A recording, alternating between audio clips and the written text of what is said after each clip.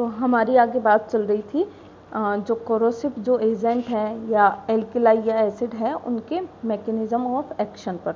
तो मैंने अभी आपको बताया कि जो एसिड है वो किस तरीके से वर्क करेगा। देखते हैं एल्कलाई क्या करेगा। प्रोटीन डिसोल्यूशन, यानी कि जो भी अगर कोई भी स्ट्रॉन्ग एल्कलाई के कांटेक्ट में आया तो वहाँ पर जो है उसका जो पैटर्न है उसका चेंज आ सकता है। ठीक है, क्या हो सकता है, कोलेजन का डिस्ट्रक्शन हो सकता है, यानी कि अपना जो म्यूकोसा है वो कोलेजन फाइबर और जो है अपनी सिरो जो 4 तरीके की अपनी लेयर होती हैं, सर्कुलर मसल से बनी है, लॉन्गिट्यूडनल मसल है, सिरोसा है, ये इनका क्या होगा, डिस्ट्रक्शन हो जाएगा। और क्या होगा, फैट सपोनिफिकेशन और सेल डेथ। तो अल्टीमेटली क्या होगा, एसिड हो या बेस दोनों के अगर लॉन्ग टाइम कांटेक्ट में रहता है तो सेल की क्या हो जाती है, डेथ हो जाएगी। तो ये तो इसका रहा general mechanism of action.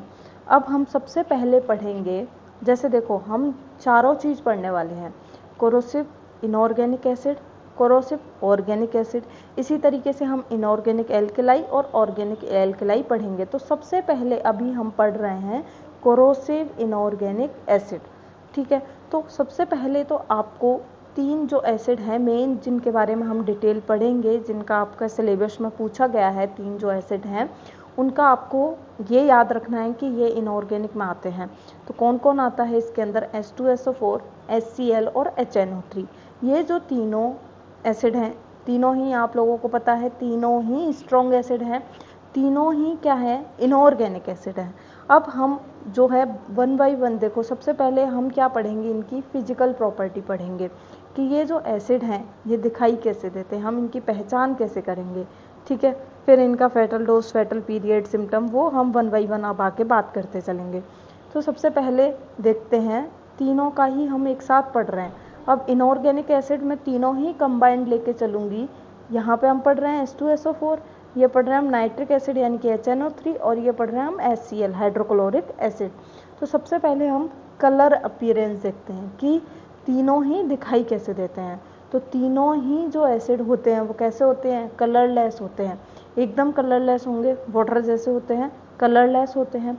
Order हम देखते हैं तो ऑर्डर सल्फ्यूरिक जो एसिड होता है H2SO4 ये ऑर्डरलेस होता है, इसमें से किसी भी तरीके की कोई भी ऑर्डर नहीं आती है। लेकिन जो नाइट्रिक एसिड है ये पंजेंट ऑर्डर वाला होता है, यानी कि जले हुए जैसी इसमें से स्मेल आएगी। तो नाइट्रिक केवल जो ऑर्डर होती है वो नाइट्रिक एसिड की होती है, बाकी के दोनों ऑर्डरलेस होते हैं। ठीक है, फिर देखते हैं टेस्ट। अब एसिड है, इसमें तो कोई बताने की ज़रूरत है भी नहीं, एसिड है, अगर कोई भी टेस्ट करेगा तो बर्निंग टेस्ट ही आएगा, पेनफुल बर्निंग। टेस्ट करने पर, टेस्ट करते ही, मुंह में डालते ही क्या होगा, पेनफुल बर्निंग होगी, क्योंकि स्ट्रॉन्ग एसिड है तो कोई टेस्ट तो बाद में फील होगा। तो क्या है, तीनों क्या है, पेनफुल बर्निंग करेंगे टेस्ट के तौर पर। स्टेट कैसा होगा इनका, यानी कि किस फॉर्म में रहते हैं, तो नो डाउट तीनों ही लिक्विड फॉर्म में रहते हैं, लेकिन जो है ये नाइट्रिक एसिड है वो फ्यूमिंग लिक्विड फॉर्म में और ये वॉलेटाइल लिक्विड फॉर्म में रहता है।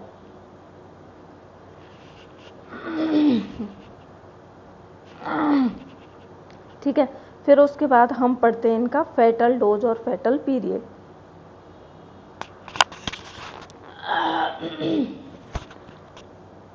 इनका फेटल डोज और फेटल पीरियड क्या है, वेरी इंपॉर्टेंट, आपसे 2 नंबर के अंदर क्वेश्चन पूछा जा सकता है। इनका फेटल डोज फेटल पीरियड दोनों ही बहुत इंपॉर्टेंट है। तो देखिए सबसे पहले ये यहाँ पर जो लिखा हुआ है एक साथ वो है तीनों का फेटल डोज और ये है फेटल पीरियड। तो फेटल डोज और फेटल पीरियड देख लेते हैं। फेटल डोज H2SO4 का क्या रहता है, अब देखो आपको 5 से 10 बढ़ाना है, सीक्वेंस आपको यही रखना है, H2SO4, HNO3 और HCl, इसी सीक्वेंस में इसी टेबल से याद करोगे तो आपके जो है दिमाग में इमेज बैठ जाएगी और आप भूलोगे नहीं। और आपको एक से एक में 5 से 10 बढ़ाते जाना है। जैसे कि देखिए H2SO4 का फेटल डोज है 5 से 10 ml। अब HNO3 में बढ़ा दीजिए दोनों में 5-5, यानी कि यहाँ पे हो गया 10 से 15 ml और HCl में हो गया 15 से 20 ml। कैसे होने चाहिए, लेकिन तीनों की तीनों कंसनट्रेट होने चाहिए, डाइल्यूट नहीं होने चाहिए। तो तो आपको फेटल डोज याद रखना है, सीक्वेंस याद रखिएगा, बाकी आपको जैसे भी याद हो, लेकिन एज इट इज़ याद रखिएगा कि H2SO4 5 से 10 ml है, HNO3 10 से 15 ml है, और जो HCl है वो 15 से 20 ml है।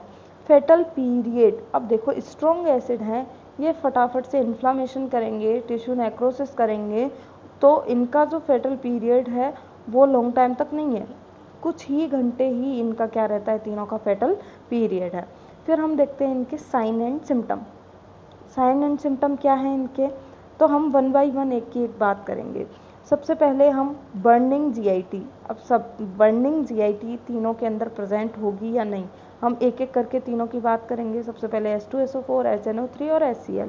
तो बर्निंग इन जीआईटी यानी कि बर्निंग सेंसेशन होंगे या नहीं, तो तीनों में ही प्लस प्लस का साइन है वहाँ पर, यानी कि होंगे। तो बर्निंग जीआईटी तीनों के अंदर प्रेजेंट होगा, यानी कि जीआईटी में बर्निंग तीनों ही एसिड के इंटेक पर होगी। इरोजन ऑफ स्किन यानी कि डिस्कलरेशन किस तरीके का होगा स्किन का, तो H2SO4 के कांटेक्ट में स्किन आने पर स्किन ब्लैकनिंग हो जाएगी, स्किन ब्लैक हो जाएगी। HNO3 के कांटेक्ट में आने पर स्किन येलो हो जाएगी, और HCl से स्किन का किसी भी तरीके का कोई भी इरोजन नहीं होगा। इरोजन ऑफ म्यूकोसा, म्यूकोसा यानी कि यहाँ तो हमने ऊपर की, जैसे अगर स्किन के कांटेक्ट में आया तब बात की, लेकिन अगर यहीं हम जीआईटी के अंदर की म्यूकोसा की बात करें तो वहाँ भी तीनों में सेम ही कंडीशन रहेगी। यहाँ भी म्यूकोसा ब्लैक हो जाएगी, HNO3 की वजह से येलोइश होगी, और यहाँ पे कोई भी हमें वहाँ पे इरोजन या देखने को नहीं मिलेगा। फिर देखते हैं डिस्फेजिया और डिसार्थ्रिया, तीनों के अंदर ही प्रेजेंट होगा।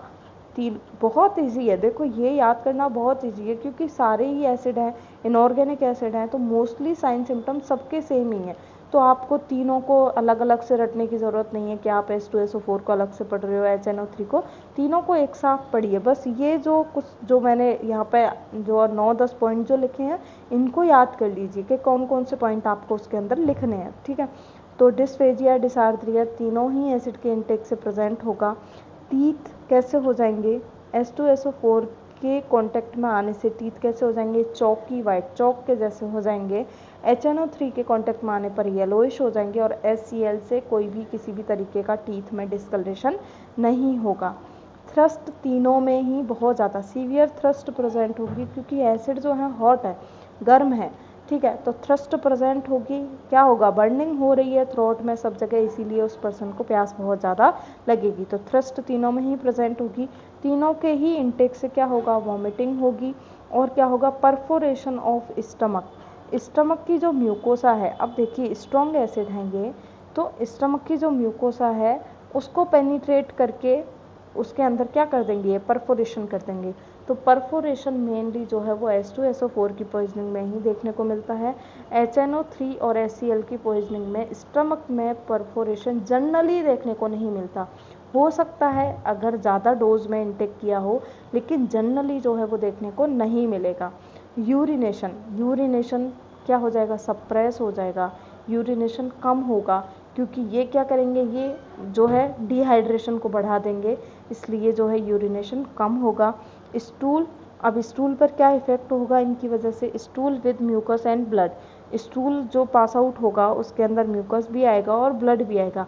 ऐसा क्यों होगा, क्योंकि एसिड इंटेक की वजह से आपकी पूरी जो जीआईटी है उसके अंदर क्या होगा, अल्सर फॉर्म हो जाएंगे। अल्सर बनने से अंदर ही हेमरेज शुरू हो जाएगा, और म्यूकस जो है स्टूल के साथ मिल करके स्टूल में बाहर आ सकता है। फिर देखते हैं कॉज ऑफ डेथ। तो एसिड की वजह से डेथ का मेन कारण क्या रहता है, तो कॉज ऑफ डेथ एक कारण रहेगा शॉक, क्योंकि डिहाइड्रेशन कर देंगे तो शॉक की कंडीशन में जा सकता है, तो तीनों की वजह से ही शॉक की कंडीशन डेवलप हो सकती है। परफोरेशन ऑफ स्टमक, स्टमक का जो परफोरेशन अभी हमने बात की है कि अगर स्टमक के अंदर परफोरेशन हो जाएगा तो पर्सन की क्या हो जाएगी, डेथ हो जाएगी। तो H2SO4 और HNO3 में ये कॉमन है, लेकिन HCl में स्टमक का परफोरेशन नहीं होता है। और इन एसिड से क्या होगा, जो लैरिंग्स है उसके अंदर बार बार क्या आएंगे, स्पाज्म आएंगे, और स्पाज्मेटिक रिएक्शन होने की वजह से ऑक्सीजन प्रॉपर अंदर नहीं जा पाएगी, उस वजह से भी पर्सन की डेथ हो सकती है। तो तीनों में ही क्या होगा, लैरिंजियल स्पाज्म प्रेजेंट होगा। पल्मोनरी एडिमा, पल्मोनरी एडिमा किस में H2SO4 और HNO3 में देखने को नहीं मिलेगी, लेकिन HCl की पॉइजनिंग में पल्मोनरी एडिमा आपको देखने को मिलेगी। तो ये पॉइजनिंग के जो है वो डेथ का कारण रहेगा, ठीक है। फिर हम इनका मैनेजमेंट किस तरीके से करेंगे, तो मैनेजमेंट में इसका जो ट्रीटमेंट या मैनेजमेंट आप कर रहे हो उसमें एक चीज़ आपको बहुत अच्छे से याद रखनी है। अभी तक हम पूरा पढ़ते आए हैं कि एक सेकंड,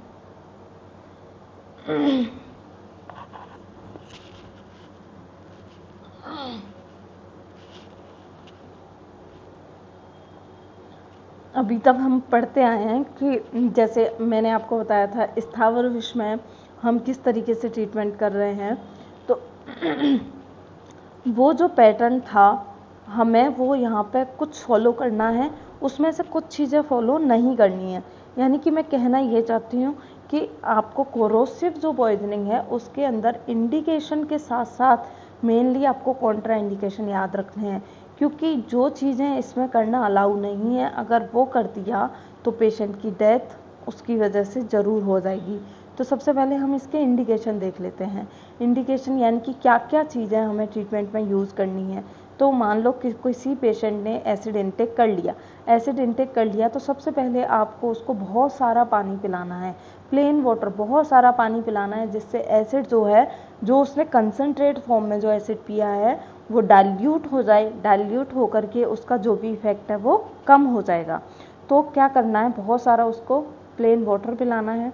और क्या करना है, सिक्योर एयरवे पेटेंसी, उसका एयरवे को क्लीन करना है, क्योंकि एसिड के इंटेक की वजह से क्या होगा, लैरिंग्स के स्पाज्म स्टार्ट हो जाते हैं, जिसकी वजह से क्या होगा, या फिर जो है अपना जो ईसोफेगस है और अपना जो ट्रेकिया है वो एक साथ ही रन कर रहे हैं नीचे, ठीक है। अगर कोई स्ट्रॉन्ग एसिड हुआ तो हो सकता है ईसोफेगस से अल्सर होके लैरिंग्स या ट्रेकिया में अल्सर हो जाए, तो उसकी वजह से एयरवे जो है वहाँ पर क्लीन नहीं है, या फिर उस पर्सन को एसिड इंटेक करने की वजह से वॉमिटिंग हो रही हैं, तो उसका जो मुंह है वो पहले क्लीन करना है, ठीक है। तो सिक्योर एयरवे पेटेंसी। और क्या करना है, हमें उसको आईवी फ्लूइड देना है, क्योंकि ये सीवियर डिहाइड्रेशन कॉज करेंगे, इसलिए हम उसको आईवी फ्लूइड देंगे। प्रोफाइलैक्टिक एंटीबायोटिक्स देंगे, क्योंकि क्यों दे रहे हैं एंटीबायोटिक, क्योंकि उसके अल्सर हो चुके हैं, अंदर हेमरेज हो रहा है, कोई भी बैक्टीरिया इजीली कांटेक्ट में आकर के कोई भी उसको बैक्टीरियल डिजीज़ हो सकती है, इस वजह से हम वहाँ पर उसको एंटीबायोटिक का यूज़ करेंगे। और क्या करेंगे, उसको H2 ब्लॉकर देंगे। H2 ब्लॉकर में आप रेंटिडीन है या जिंटेक है उसका यूज़ करेंगे। अब ये H2 ब्लॉकर क्या करेंगे, जो अपने स्टमक के अंदर भी क्या होता है, एसिड का सिक्रीशन होता रहता है, ऊपर से उस पर्सन ने एसिड इंटेक किया ही है, तो ये हमारे एसिड जो सिक्रीशन है उसको कम कर देंगे, इसलिए H2 ब्लॉकर उस पर्सन को देने हैं। Contra indication very important. Contra indication मैं आपको पहले की क्लासों में बहुत बार बता चुकी हूँ कि इसके अंदर एक तो हमें इमेसिस नहीं कराना है, और इमेसिस का कारण क्या रहता है, क्योंकि उसकी जीआईटी में पूरे में इन्फ्लामेशन और अल्सर हो रखे हैं, इसलिए हम उसमें इमेसिस नहीं कराएंगे। गैस्ट्रिक लवाज भी हम उसको नहीं कराएंगे।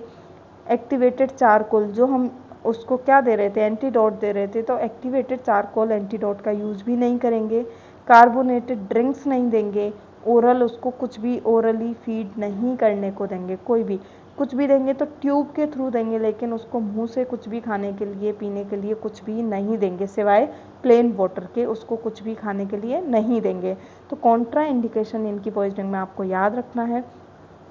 फिर देखते हैं पोस्टमार्टम अपीयरेंस। पोस्टमार्टम अपीयरेंस क्या होगी इसकी, तो वन बाई वन बात करते हैं। एक्सटर्नल अपीयरेंस क्या होगी, यानी कि किसी को H2SO4 की पॉइजनिंग हुई है तो उसकी बाहर से पूरी स्किन ब्लैकिश हो जाएगी, यहाँ पर येलोइश हो जाएगी और यहाँ पर ब्राउनिश हो जाएगी।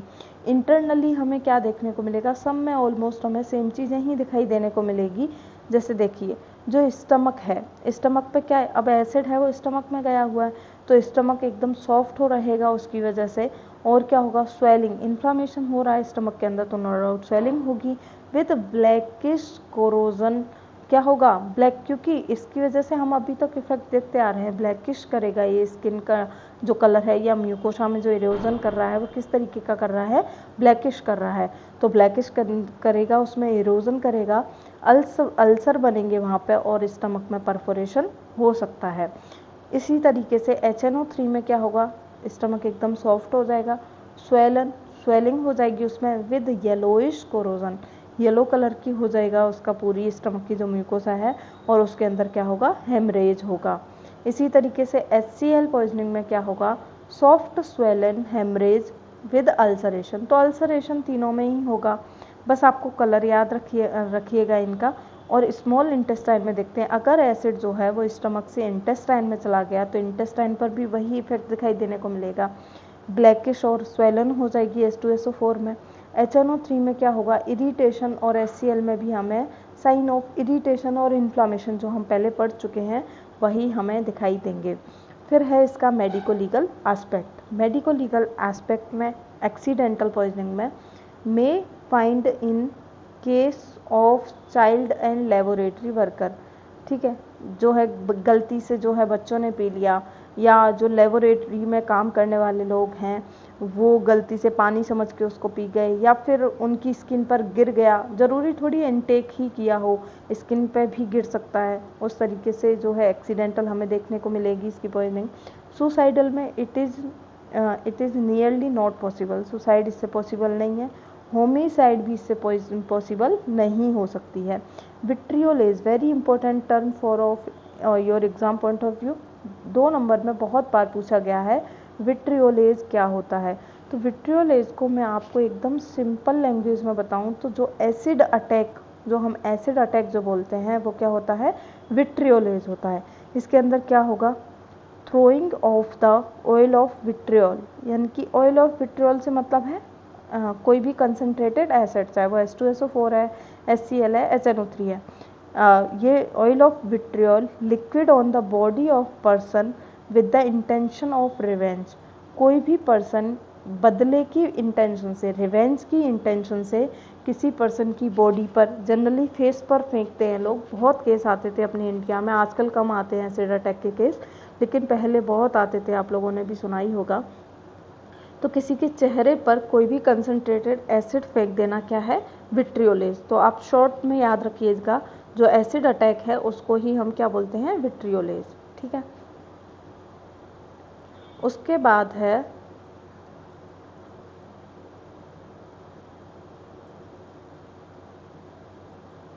है कोरोसिव ऑर्गेनिक एसिड। इनऑर्गेनिक हमने पढ़ लिया, अब हम पढ़ते हैं कोरोसिव ऑर्गेनिक एसिड। तो इसका भी फिजिकल प्रॉपर्टीज़ हम देख लेते हैं। तो वही सबसे पहले हम कलर की बात करेंगे, तो इसमें हम पहले किस किस की बात करने वाले हैं, हम 3 एसिड की बात करेंगे, कार्बोलिक एसिड, ऑक्जेलिक एसिड और फॉर्मिक एसिड। ये 3 एसिड की हम 3 ऑर्गेनिक एसिड की पॉइजनिंग पढ़ रहे हैं, कार्बोलिक, ऑक्जेलिक और फॉर्मिक एसिड, ठीक है। तो इनका कलर देखते हैं, तीनों ही कैसे होते हैं, कलरलेस होते हैं, तीनों ही एसिड कैसे हैं, कलरलेस है, ठीक है। ऑर्डर क्या होगी, ऑर्डर क्या होती है इनकी, फिनोलिक, फिनोल जैसी जो आती है ऑर्डर वो आएगी कार्बोलिक एसिड से, ऑक्जेलिक एसिड की कोई ऑर्डर नहीं है, और फॉर्मिक एसिड की कैसी ऑर्डर आएगी, स्मेल आएगी पेनिट्रेटिंग ऑर्डर, इनकी एकदम जो तीक्ष्ण होती है, जो चुभने वाली जो गंध होती है वो होगी फॉर्मिक एसिड की। फिर देखते हैं टेस्ट, तो टेस्ट कैसा होगा, कार्बोलिक एसिड का बर्निंग, और जो ऑक्जेलिक एसिड है उसका कैसा होगा, बिटर टेस्ट होगा, और फॉर्मिक एसिड का टेस्ट कैसा होगा, पंजेंट होगा, ठीक है। फिर हम देखते हैं इनकी स्टेट क्या होगी, प्रिज्मेटिक नीडल लाइक जो स्टेट होती है वो होती है कार्बोलिक एसिड की, सेम इसी की ऑक्जेलिक की भी क्या होती है, नीडल लाइक स्टेट होती है, प्रिज्मेटिक नीडल लाइक जो स्टेट है, और फॉर्मिक एसिड की क्या होगी, फ्यूमिंग लिक्विड स्टेट होती है। तो केवल एक ही है फॉर्मिक एसिड, वो लिक्विड स्टेट में रहेगा, बाकी नीडल लाइक प्रिज्मेटिक स्टेट में रहते हैं। फिर है इनका फेटल डोज और फेटल पीरियड, तो वही कार्बोलिक एसिड, ऑक्जेलिक एसिड और फॉर्मिक एसिड का। तो फेटल डोज क्या रहेगा, इसमें भी आपको उसी तरीके से याद रखना है, ठीक है। जैसे देखिए इसमें क्या है, 10 से 15 ग्राम है, इसका जो है 10 से 15 ग्राम है। आप इसमें क्या है 5 और बढ़ा दीजिए 15 से 20 ग्राम। इस वाले का क्या है कोई भी फेटल डोज कहीं भी नहीं बताया है, तो इसका आप लिख सकते हो अनसर्टेन। फेटल पीरियड तीनों का सेम ही रहेगा as it is few hours, जैसे अभी हम पढ़ के आए हैं ऑर्गेनिक इनऑर्गेनिक एसिड का, तो वही सेम रहेगा। फिर है इनका क्लिनिकल फीचर। क्लिनिकल फीचर में क्या देखते हैं हम, सबसे पहले देखिए, सबसे पहले क्या है बर्निंग। तो बर्निंग इसमें प्रेजेंट होगी, इन दोनों में प्रेजेंट नहीं होगी, हो भी सकती है नहीं भी हो सकती है, लेकिन यहाँ पे आपको देखने को मिलेगी ही मिलेगी।